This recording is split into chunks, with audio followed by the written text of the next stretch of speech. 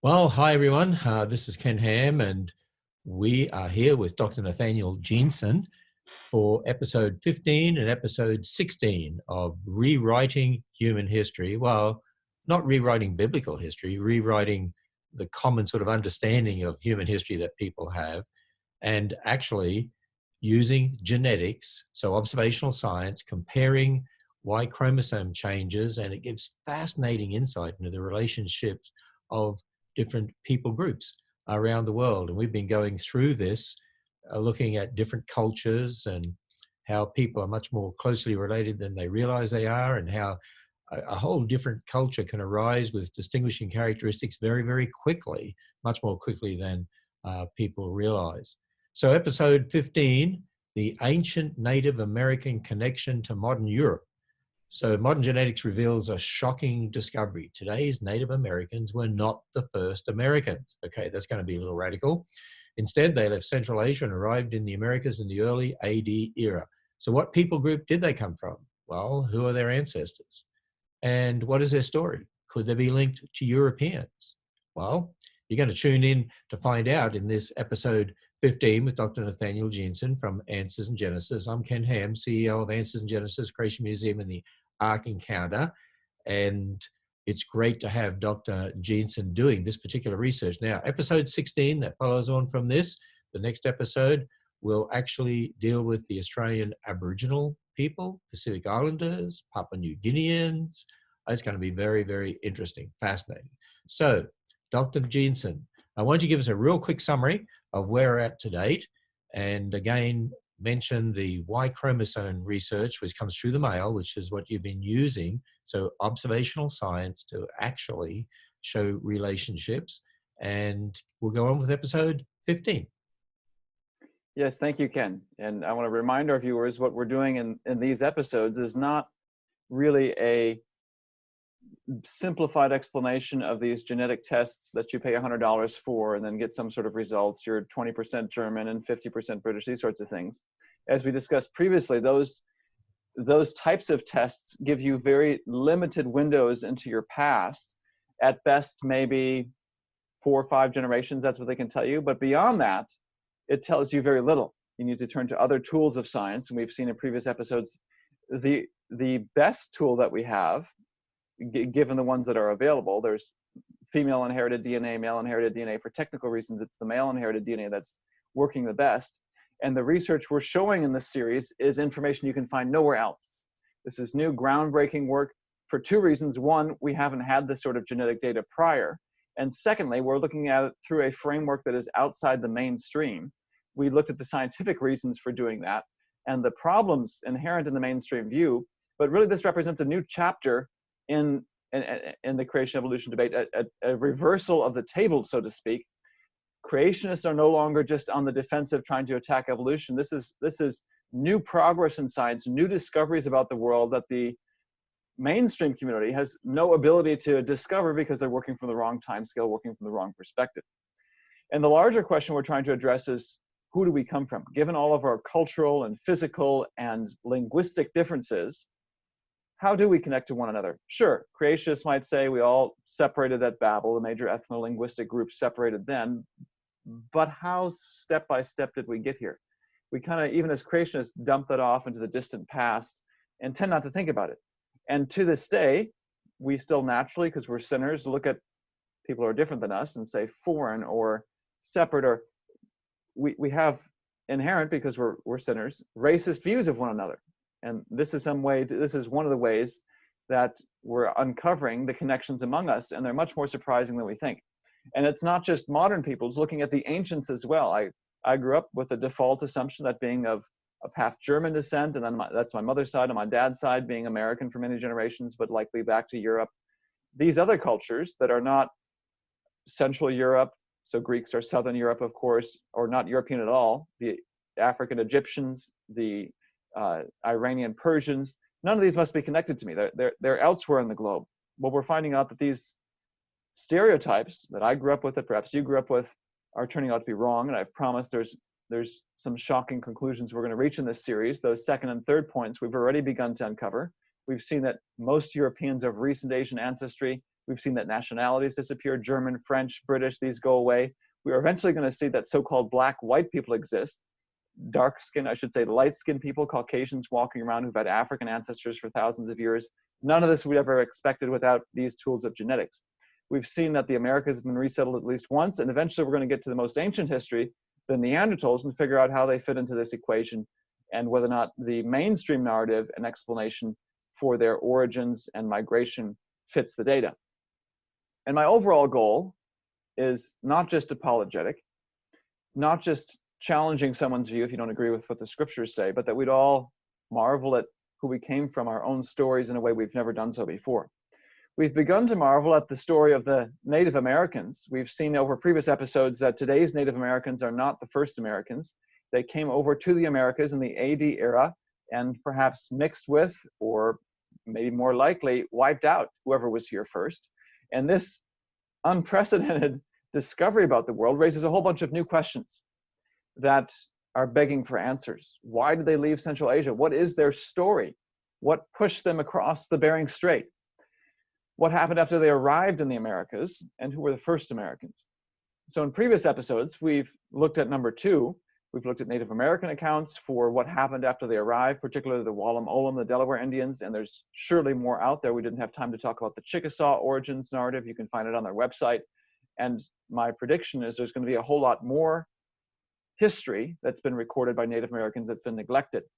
We've also looked at some of these genetic discoveries synthesized with archaeology and how that leads to a very fascinating potential explanation for why the Central Mayan civilization collapsed, the classic era Mayan civilization.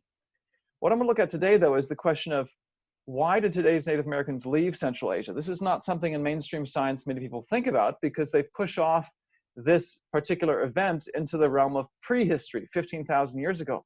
Well, this anchors it firmly in recorded history. And so what historical events might this be tied to?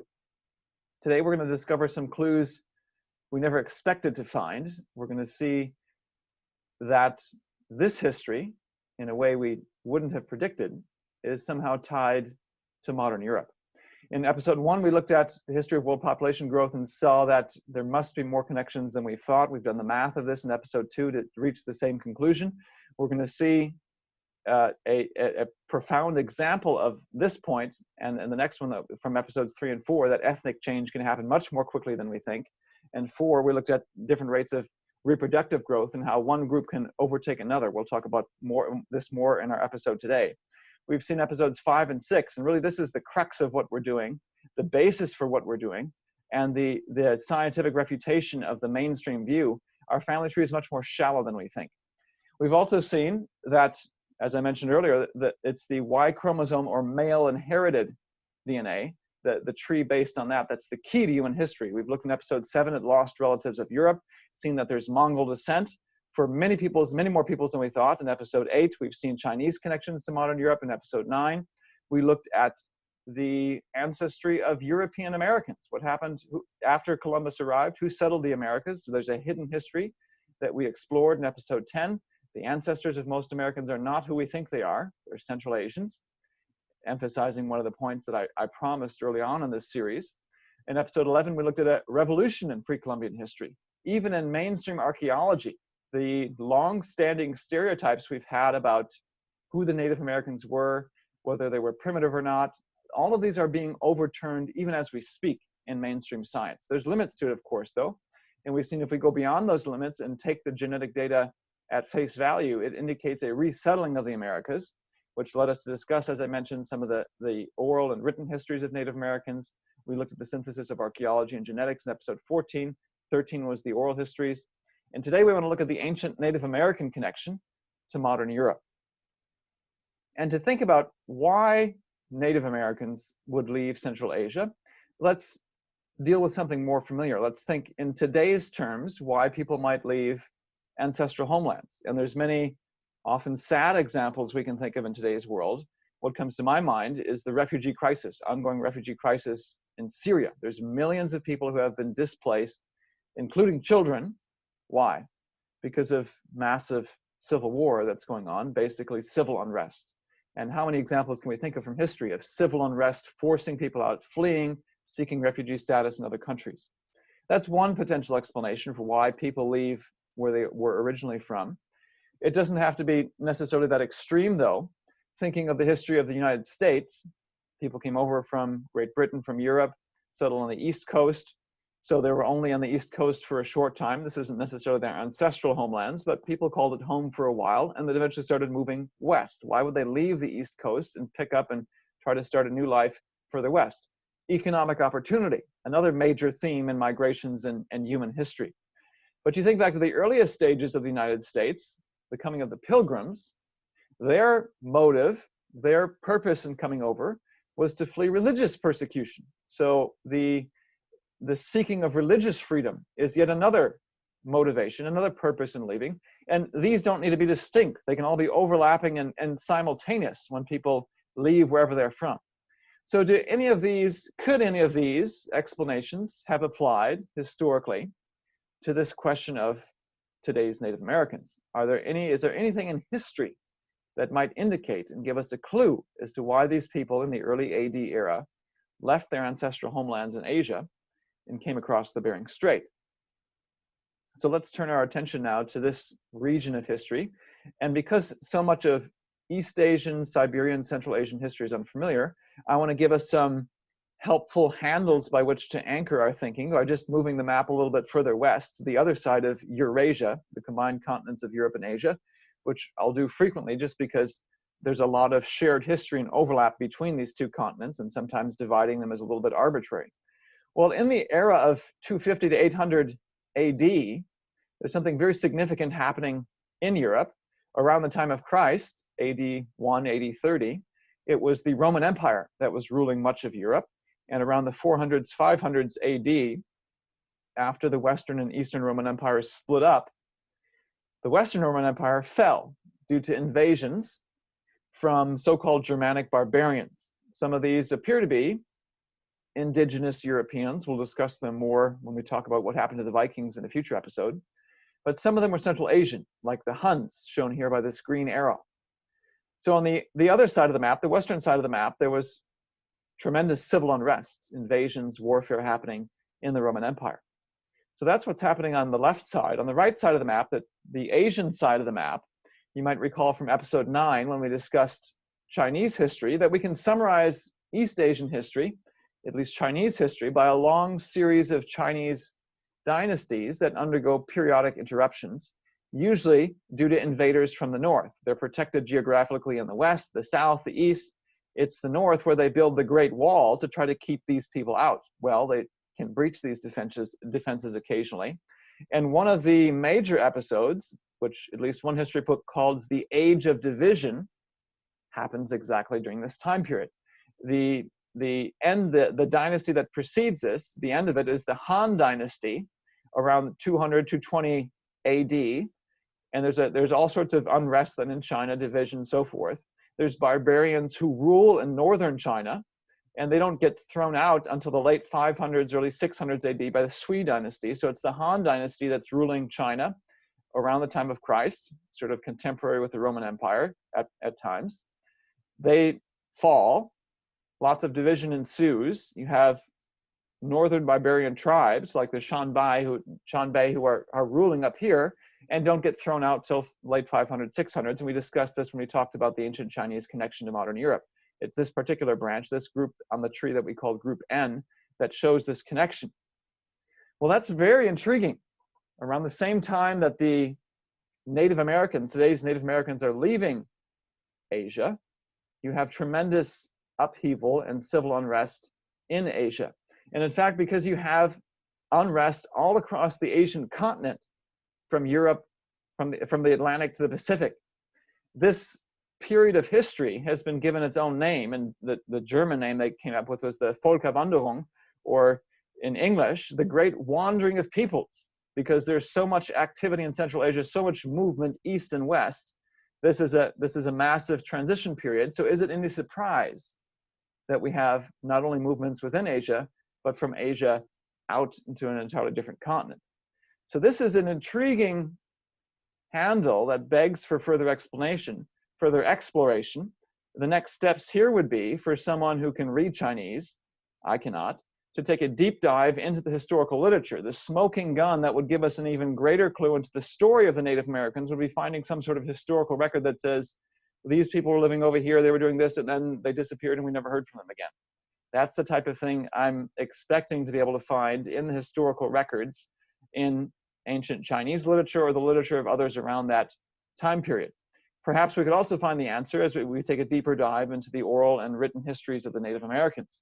I'm concluding right here without a great resolution, because this is research in progress and this is begging for a multidisciplinary, multi-person investigation. I'm a geneticist by training. Some of our viewers might know people who are historians. This is groundbreaking research that no one's ever considered. No one's taken this approach to take a deep dive into this period of history to say what was going on, and can we start putting the pieces together to solve this puzzle of Native American history and move it from the realm of prehistory into the historical era where we have written records and such that can tell us what happened. So we're as close as we can get, I think, to uncovering and unlocking and making that connection. Well, that's one field of science we can turn to try to expand the story of today's Native Americans. I want to turn to another discipline of science that also holds some tantalizing clues, and that's the discipline of linguistics. This is not something I grew up necessarily being familiar with. I grew up in church and so heard lots of missionaries and them talk about the languages they spoke, but the discipline of comparing languages was unfamiliar to me in terms of my personal experience with it. I've had to dig into it some due to the research that I've been doing in genetics. And when you look at it, there's some clues that have been sitting in front of us for quite some time that are easy to miss, but suddenly give an aha moment if you look at them. Now, I think it helps that I grew up being bilingual, a German speaker. So some of these click for me fairly easily. So for example, if you compare basic words that pretty much every language needs, and I'm going to compare them in German and English, you see some similarities. So everyone has a father, a mother, everyone's born, they live. You need to have these sorts of words in virtually every language. So let's compare the English and the German. Notice that in English, we say father. In German, it's spelled with a V, but it's pronounced the same letter is still that F sound, Vater. Mother, Mutter, you can see the similarities again with the first letter pronunciation. Born, geboren. In German, the emphasis is still on the B, the second syllable. Life, Leben, you can see there's obvious parallels between these two. The parallels aren't as strong between English and Spanish. So father doesn't have a F sound, it has a P sound in Spanish, padre. Mother still has the M, retains the madre. Born, though, you can see the differences are more striking. Nacido, and life has a vida beginning, doesn't have the L sound. Spanish and Latin, though, seem to be about as similar as English and German. Both have the P for father. Padre, pater, madre, mater, nacido, natus. You can see those parallels there between Spanish and Latin. And if we didn't know any better, looking at these similarities and differences, we might be tempted to say perhaps there's a relationship among these languages. Perhaps English and German come from a common ancestral language. Perhaps Spanish and Latin come from a common ancestral language. And if we think about it deeper and further, maybe both of these groups share a common ancestor in the distant past. And if you're watching, you might say, whoa, whoa, whoa, whoa, whoa. You're talking about language evolution? Well, no, but I'm talking about something that might be familiar, especially to those who have been watching and are familiar with the concept of kinds. So let's think about this from a biblical perspective. Genesis 10 and especially Genesis 11 talk about the origin of languages. God says and writes in Genesis 11 that the whole earth was one speech, one language, and because mankind rebelled and refused to obey the command to spread out as God told them to, instead they built a tower to heaven, God says, and forces them to spread out by confusing their languages. Genesis 10 gives us a list of about 70 or so men and says, by these, their families were divided, the nations were divided. And so I'm going to go with the idea that Genesis 10 gives us the family groups of those who were divided at that time in history. There's the entire planet shortly after the flood. Now today, the number of languages is not 70. The number of languages is in excess of 7,000. So how in the world to make sense of that? Well, if the language division that happened in Babel continued to produce more and more languages, that's how you explain it. So I would argue there's a biblical precedent for looking at this. And the parallel that I see is to the concept of kind. So for years now, creationists have talked about the kind that God creates in Genesis chapter 1. It's not the same thing as species. God doesn't create a whole bunch of species. He doesn't create millions of species in the beginning. He creates kinds. And from these kinds, new species have formed. And fast forwarding to the time of the flood, Noah takes 2 of every kind. He doesn't take 2 house cats and 2 lions and 2 tigers. They're all part of the same family, even though they're separate species. Noah takes 2 felids on board the ark, and after the flood, the 30-plus species of cats, large and small, are formed. There's limits to that, but speciation happens. In a similar way, I argue that there's limits to the amount of language change that can happen, but from these 70 initial kinds, perhaps, of languages, to use that term, families of languages, many languages have formed since then. So I would argue there's a biblical basis for exploring possible relationships among these particular languages. And one of the most useful tools of classification, perhaps ironically, in linguistics, there's the concept of language families. And in biological classification, if you've read our literature and listened to our talks, you know that in the realm of classifying animal species, it's the level not of species or genus, but of family. That seems to be the best rule of thumb for approximating what these kinds are. Well, lo and behold, if you look at family, something very intriguing emerges in the field of linguistics. So the languages we just discussed are part of a larger Indo-European family. Notice here in red, English, so British Isles and such, are the same color as German languages, Germanic languages, German, Icelandic, Scandinavian ones. You notice that Spanish, Italian, Latin, French, Portuguese, Romanian are all in this tan color. They're Romance languages. The green ones are Slavic languages. You've got Indic languages, Sanskrit and such over here. All of these colors together represent not several, but one language family, the Indo-European family. There's several hundred languages in the Indo-European family. The colors represent subdivisions within it.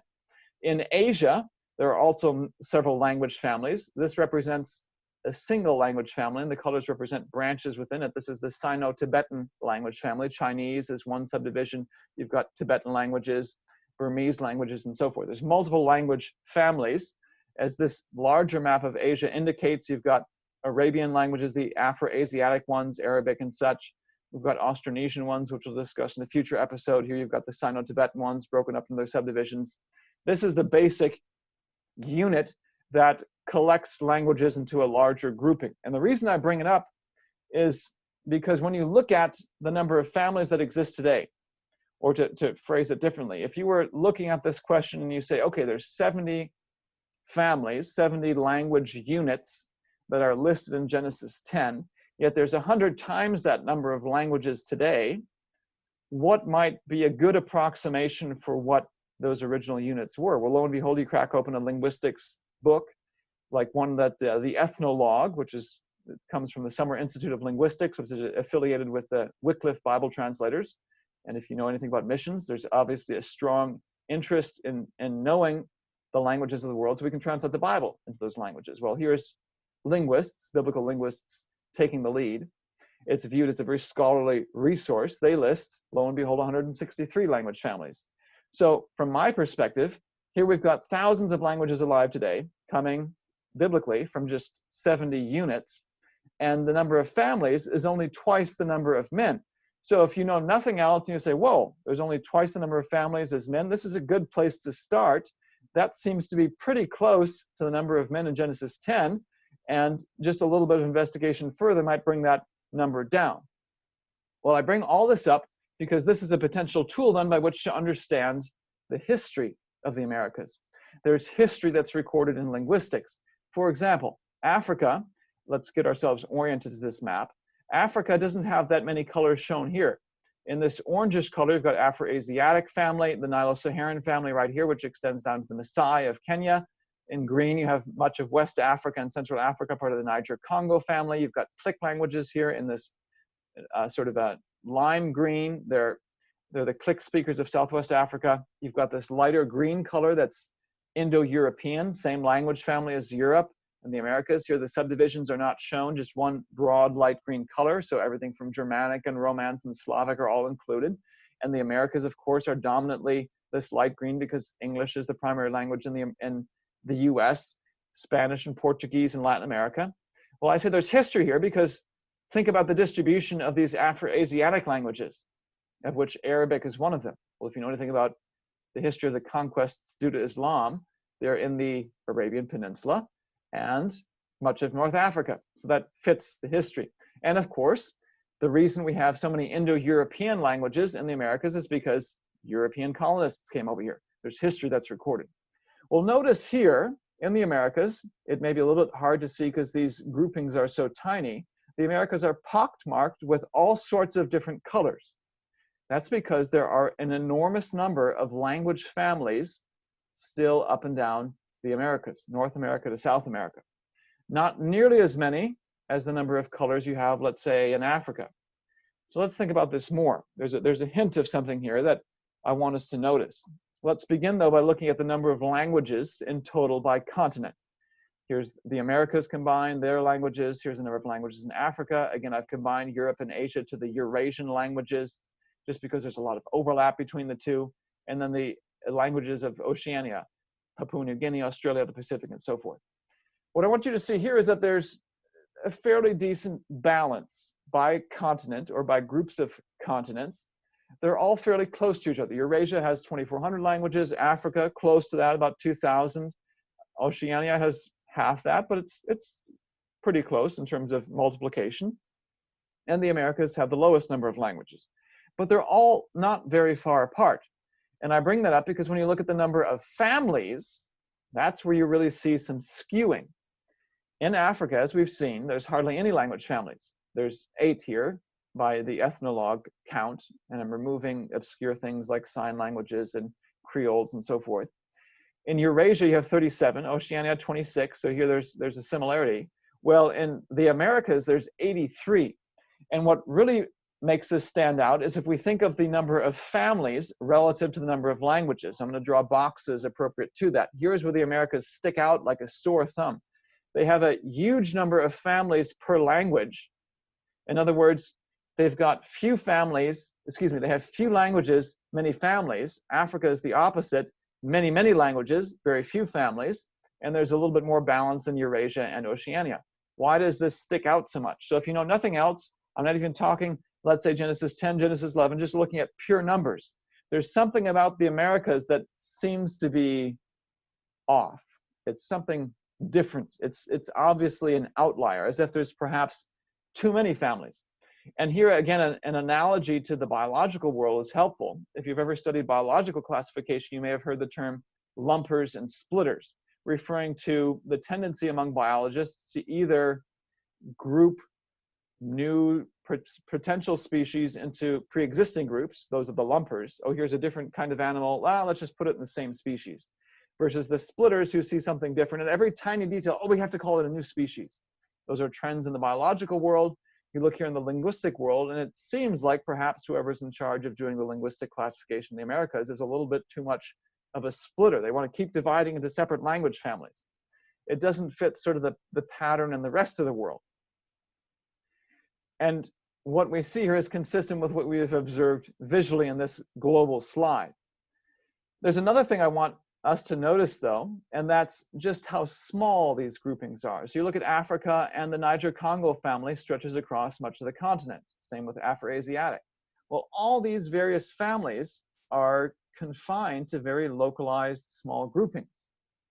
And I want to emphasize at this point as well, if we were to zoom in here and look at all these various language families, number one, there's a whole bunch of them. And I've been arguing that from genetics, today's Native Americans are all descendants basically of one crossing in the recent 80 era that wiped out whoever was here before.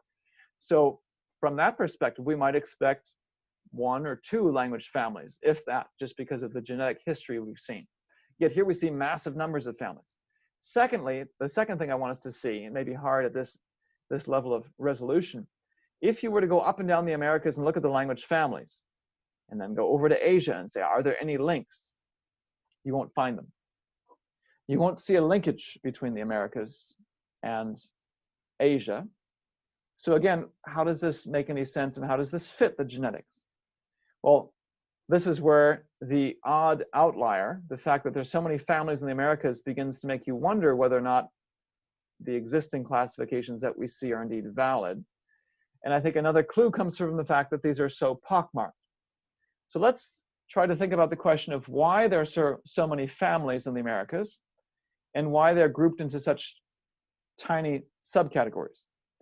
Well, we saw in previous episodes that current archaeological research and historical research is indicating there are massive numbers of people here in the Americas on the eve of Columbus's arrival, far more than we previously thought, perhaps 50 million, which is close to the population of Europe at that time. This is North, Central, and South America combined. Yet within a few hundred years, that population of indigenous peoples dropped to under 10 million. Massive population collapse. Episode 12, we saw the genetic smoking gun of this, the flatlining in the population growth curves. You have to see the episode for why that exists. So why do I even bring that up? Well, how many languages have been lost due to the extinction of perhaps 90% of the people who were here prior? Think about it this way. Again, an analogy to the biological world. Today, we group the cat species together. They're all part of one family. And we call them the same kind because of the breeding compatibility. It's not that a lion and a house cat can breed, but a small cat can breed with a slightly larger cat. And then you can connect them up to the largest cats in a reproductive continuum.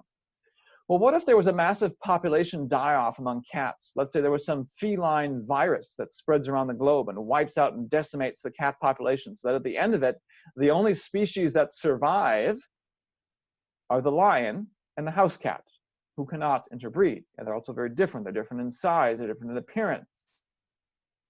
Would we look at those two survivors and even put them in the same family? I'm going to guess that we probably put them in separate families because of how different they look. So could it be that people have divvied up all these languages in the Americas into separate families because we've lost so many of the languages that used to exist that might make it easier to connect these languages to one another? Another reason I'm bringing this up is because there's a linguist named Joseph Greenberg who's done an analysis of the language families in the Americas. Greenberg is known for, and his classification of the language families in Africa has been accepted. So he's combined so many languages into just a few language families in Africa, and that's mainstream linguistic view. He's done something similar in the Americas as well. Looking at the data, he's argued that there shouldn't be 83 families in the Americas. He's argued for just 3. And one of the reasons I find this interesting, not only because obviously the Americas are an outlier if you look at the rest of the globe, but if you take his numbers at face value and look at the larger picture, that would drop the total number of language families from 163 down to 83, which is much closer to the number of language families that Genesis 10 implies. Now, his view is currently rejected by the linguistics community. What the linguistics community says is not that they think there should be a whole bunch of language families. The mainstream linguistics community will say, we are very comfortable with reducing the number of language families. We also think there's a whole bunch of them, and they'll probably eventually be reduced to just a handful, maybe even 1. But we don't think he's made the case well enough yet. So if we eventually go down that road, and linguistics take a good look at this again, especially in light of the genetics that we've just done. And if you look at mainstream linguistics literature, they'll talk about, well, here's how we classify things. Are there any clues in genetics? Any clues in archaeology? Well, now we've got this massive new discovery in genetics. This should prompt a reanalysis of the linguistics field.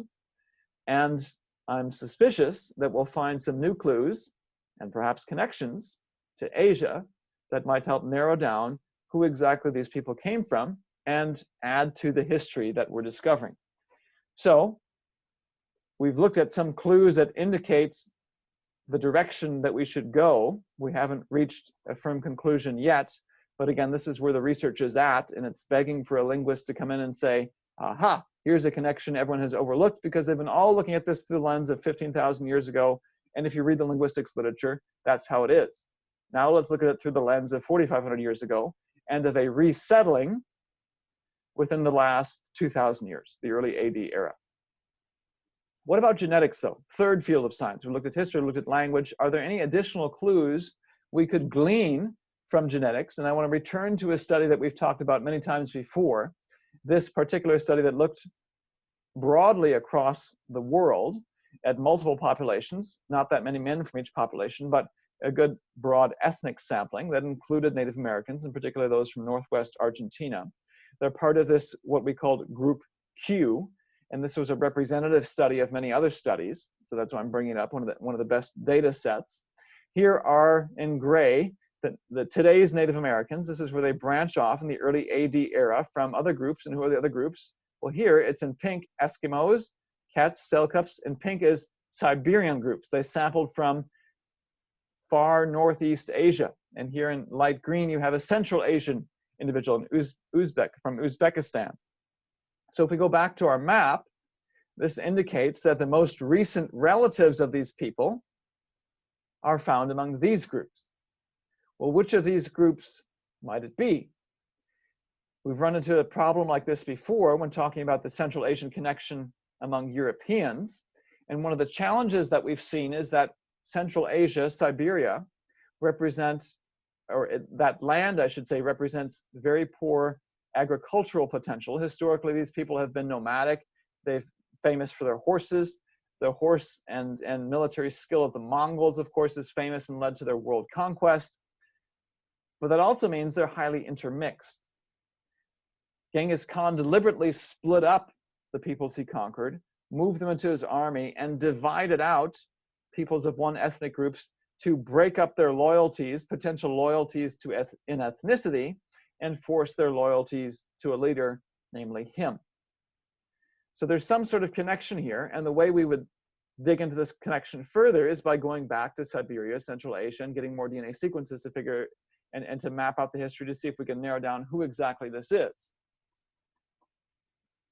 But this is not where we have to stop. This is not yet another place where it's, okay, this is really tantalizing, really interesting, and we're almost there. There's another clue we can glean here that puts the Native American history in a dramatically new context. So yes, we've looked at this question of who are the Central Asian ancestors before, specifically in the context of Europe, trying to understand the branch we called R1b in episode 10.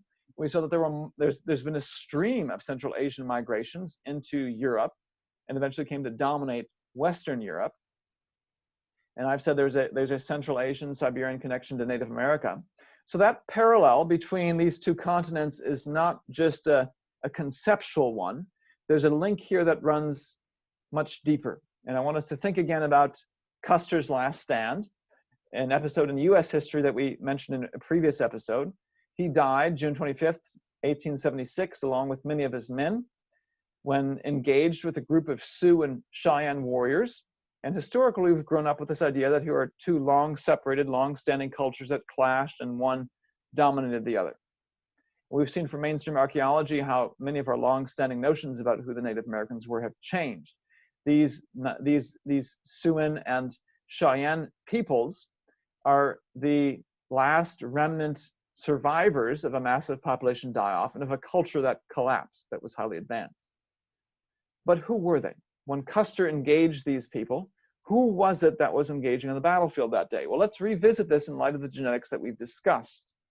In episode 10, we looked at people like Custer, the European Americans, who are the dominant people group in the Americas today, at least if you look at genetic ancestry.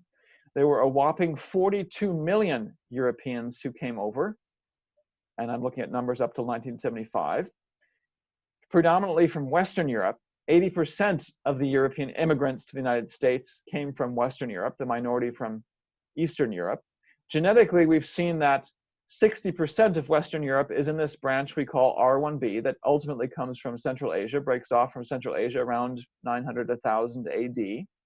I mentioned erroneously in a previous episode, it's about 86% of US Caucasians. I had a math error and I went back and recalculated. It's about 60% of US Caucasians, which fits then the European history. Those two numbers match. The US Caucasian genetic proportions match their historical proportions in Europe. Well, I bring this up because that means George Armstrong Custer and his men, each of them have a 60% chance of being in this branch. We could say with fairly high confidence that probably 60% of them were in this branch, just based on probabilities and today's distribution of this. Well, that's where R1b is found in this tree. What about Sitting Bull and his men? Well, up and down the Americas, virtually all of them belong, if they're not of European or obviously European or African descent, belong to this branch that we've called Group Q, the one that came over, across the Bering Strait in the early AD era. Well, group Q shows up right there. And if you say, well, that's not very far away from group R1b, you'd be right. They're pretty close on the tree. They're right next to each other. So let's zoom in there. R1b and Q, and again, in this particular study, remember they looked mostly at Eastern Europeans, so that the size of the R1b branch is fairly small. R1b and Q are right there. They share a connection back there. And because we have a DNA clock that allows us to reconstruct a family tree, where the number of differences and identities represent the length of time by which people have been separated. If Ken and I have very few differences between us, we're close in the family tree. If there's many differences, we're far away. You can use all that to assign dates. These two groups share a common ancestor in 600 BC.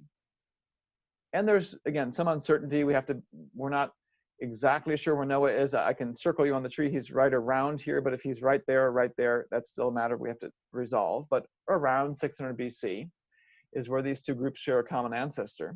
You might say, what? So what? I guess that's more recent than what the mainstream folks say is 15,000 years ago. Well, hold on. We're not done with this yet. There are other European branches that we'll discuss in more detail in the future, especially when we talk about what happened to the Vikings. Europeans, Western Europeans in particular, show up in this R1b branch. They also show up in a branch down here. This is the branch that we call I, and in fact, it's found both in East and Western Europe. 60% of Western Europeans are found in this R1b branch, 20% in the I branch.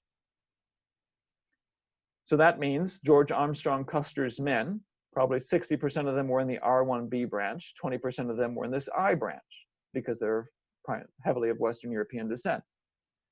These two branches share a common ancestor. Two modern European branches share a common ancestor in 1700 BC, 1,000 years earlier. So there's a good chance that when Armstrong got his army together, some of his men shared a very deep common ancestral connection, 1700 BC. And when they engaged the forces on the battlefield of Sitting Bull and his men, some of them would have shared a common connection in 600 BC. In other words, some of these so-called white Caucasians who were battling the red man, the different looking peoples, some of those US Army soldiers had a closer genealogical connection, at least in terms of genetics, a closer Y chromosome tree connection to the people they were fighting than the people they were fighting with.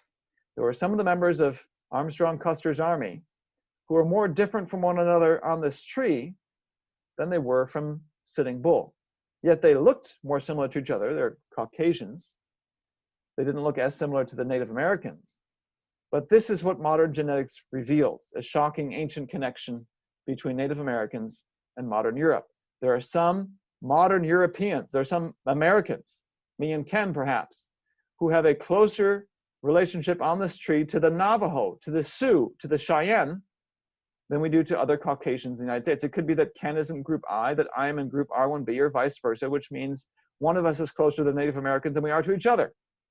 Yet Ken and I look like Caucasians. How is that? Well, recall from previous episodes, and here's my slide here. Recall from previous episodes that, I'm thinking of episode 3 here, ethnic change can happen much more quickly than we think. In episode 4, we saw that it's easy to take over another country. You can have a minority group that comes into a majority group. The minority group, due to basic genetic principles, will lose their ethnic features, so to speak, in their descendants. Yet they can, by their reproductive rates, be the dominant ancestors of these people. So there's this ancient genetic connection. Now, the reason I bring this up is because it allows us to now fill in some of the story, the narrative of these Native American peoples. And so this is now what we can say, in light of what we just discussed, about the history of these Native American peoples. And it begins early in the ancient BC era. A group of Central Asian peoples arose. They lived for a couple thousand years. And at some point in the AD era, there was a group that broke away, migrated across the Bering Strait, and made their way into North America, dominated and took over. And again, even though they're separate branches on the tree, my impression is these Central Asian peoples are constantly intermixing. And so these Native Americans, today's Native Americans, broke away 200, 800 AD. Within 100 or a few hundred years, perhaps 900 to 1000 AD, a second group of Central Asians broke away and moved into Europe. And over time, the next 500 to 1000 years became the dominant ancestral group in Western Europe. These Western Europeans weren't content to stay for a variety of reasons, religious freedom, economic opportunity, and so forth. They kept moving westward, eventually arriving in the Americas, where these two Central Asian people groups, who share a long-standing ancient connection, met again. Not for the first time, but probably at least for the second. So even though these two groups of people looked very different, their ancestors were not far apart. Ethnic change can happen much faster than we think. Taking over a country is a lot easier than we think, episode 4. Our family trees are much more connected than we think, episode 2. The world is much smaller than we think. We're much more closely connected than we ever thought possible. This gives us now more narrative, more of a window into the story of today's Native Americans and the historical context in which they arose, lived, and persisted to this day. This is the new history of the human race. And in our next episode, we're going to try to get at this mysterious question of who the first Native Americans were and the story of their arrival and survival and perhaps extinction and disappearance from the world today. Dr. Jensen, absolutely fascinating. You know, I was just thinking, because I give a talk on one race. We're all one race. We all go back to Adam and Eve, just different people groups because of the Tower of Babel. And part of my talk, I include information from the research done by the Human Genome Project. And the Human Genome Project, and that was released to the newspapers, I know it was headline news in the year 2000. Well, some of the research showed that what were called separate races, so to speak, that they're finding that from a DNA perspective, that there's more differences within each group than there are between the groups. And in other words, the whole concept of race, they said, was abolished. And that all makes sense. And I was thinking about how that all fits exactly with what you're saying here anyway. You're looking at it from a different perspective and using the Y chromosome and so on, and some archaeology. And I was also thinking too, you know, I love the way you use that analogy of phylum, class, order, family, genus, species in regard to animals, and then talking about family groups in regard to languages and so on. Now, what's been happening is that secularists who are committed to an evolutionary view of history, well, they take that view and apply it in geology and get it wrong. They apply it in biology and they get it wrong. Well, they apply it in anthropology and get it wrong. They apply it in linguistics and get it wrong. And just to see that you could go back to, well, actually 70 language groups there, Genesis 10, you know, we have the Table of Nations. And then you can look at it from a perspective of research done today that seems to indicate that that's the basic picture that we see. Is there any information from secularists who have looked at this and said, well, what happened before that? How come language looks like it just starts with these basic groups? My impression is there is no good mainstream explanation for the origin of languages. Obviously, there's a massive gap between our communication and chimpanzees, our supposedly closest evolutionary relatives. And I keep going back to this, really a kindergarten concept, not to insult anyone, but sometimes reality stares you right in the face. The differences between us and our supposed cousins, ape cousins, is, when you reflect on it, quite striking. I wanted to write a book at some point called Chimps Don't Build Jets, because even though people talk about, oh, there's so many genetic similarities, and we'll talk about some of these evolutionary arguments in future episodes and why they don't hold water. They want to emphasize how similar we are. There's some basic behavioral, immaterial differences that are obvious, even to a kindergartner. Chimps obviously don't build jets. They don't go exploring on Mount Everest. They don't write symphonies. They don't speak like we do. They don't communicate like we do. They can't write works of literature. They can't compose musical scores, so forth.